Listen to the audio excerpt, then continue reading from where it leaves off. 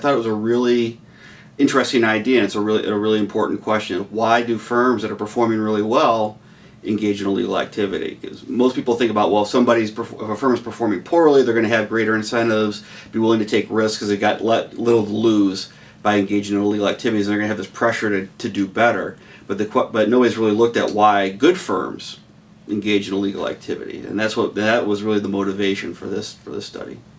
So we made two assumptions that had to shape our arguments. One is that top executives matter, and what the TMT believes is going to affect the outcomes of the organization. Because we can't measure what's in their head directly, and we're using individual level psychological theories to explain organizational outcomes. So we have to assume that what the executives perceive and how the pressure that they create within the organization is going to have an effect. And that leads to the second assumption, which is that we're not assuming that the CEO or the chief executives or the top management team themselves are actually engaging in the illegal action or are saying, go do this crime or go take this illegal action.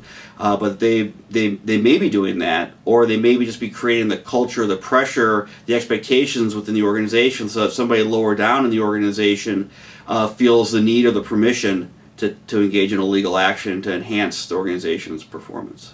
So we looked at companies that were in the S&P 500, and so we wanted to look at large, generally well-known, prominent companies, and then we collected data on a variety of different types of illegal actions that they had engaged in over a period of time, and we studied the period of 1990 to 2000.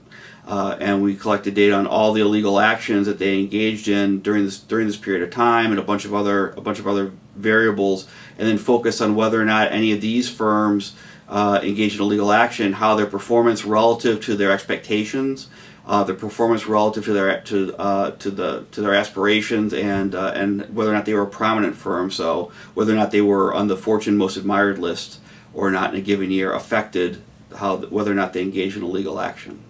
So we looked at three theories that any one of which would likely lead to the same outcome. One of them is called loss aversion. This is the idea that if a outcome is framed as a sure loss, individuals are going to be more likely to take risky actions in order to avoid that loss. And so, but the idea is that the performance is going to be relative to some reference point. So even if you're performing well, if you think your performance is going to decline relative to that reference point, then you will frame that as a loss. And the surer that loss is, the more likely you are to engage in a legal action. And so we're looking at their performance relative to their own aspirations, their performance relative to investors' expectations. And what we have found and what we know is that as people's performance increases, their reference point also goes up. So even if you're performing better and better, and even if you're still performing really well at an absolute level, if your performance falls relative to your reference point, you're going to perceive that as a loss. The house money effect is a little bit different. The house money effect is like in gambling. If you're betting and you're up, so you're betting with the house's money. So basically, you think you're betting with the profits that you've made on your prior bets. You're willing to take more risk if you're betting with the house's money than if you're betting with your own money. So that could also explain taking risky behaviors when your performance exceeds your aspirations or others' expectations. The third explanation is hubris. So you become overconfident about your own ability. You start to believe that you can sustain this performance for a long period of time. You start to ignore discrepant information or information that might suggest you're going to come to your limits, and so you start taking riskier and riskier actions because you don't perceive it as risky. You start to kind of believe in your own infallibility. So what we found was just what we expected with regards to performance above aspirations. The higher your performance relative to aspirations, and the higher your performance relative to expectations, the more likely you were to engage in illegal actions. But we found that prominence moderated these things in a really interesting way and in different ways.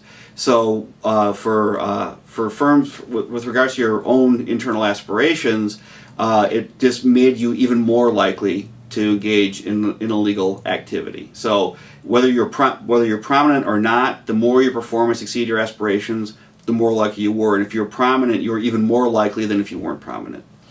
With performance relative to outside expectations, we found a different pattern. If you were prominent, we found exactly what we expected, that you'd be more likely to engage in illegal actions. But if you weren't prominent, we found that performance relative to external expectations had no effect on whether or not you're going to engage in illegal action. Well, for investors, I think that they need to be a little bit more realistic about their expectations for firm performance, and they need to recognize that there's going to be variability over time and not punish firms so much when the performance dips, because the reality is they can't always perform at a super high level that exceeds the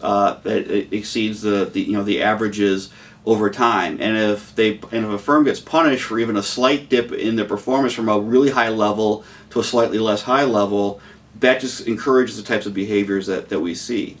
For regulators, what it suggests is that they need to look more closely at firms that are performing well. Regulators spend a lot of time looking at firms that are performing poorly and scrutinize them and make sure they're not going to engage in illegal actions.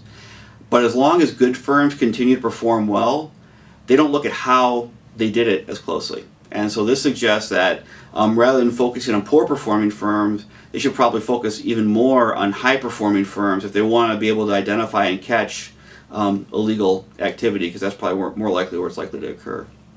I mean, I can see evidence of this in some of the things we've seen in the last few years. Like, let's take the example of Countrywide, the big mortgage lender, whose CEO may or may not be charged with criminal wrongdoing, but who certainly lost his job and his company went in the tank as a consequence of what's become well known for rampant illegal behaviors on the part of mortgage brokers, falsifying the incomes of people who are applying for mortgages and doing these sorts of things and encouraging them to lie on their forms and so forth.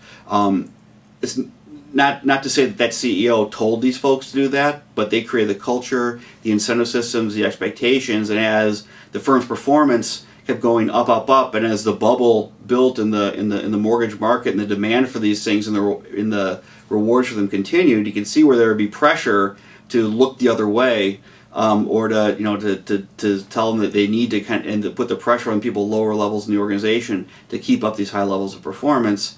And these are the sorts of things that often occur as a consequence.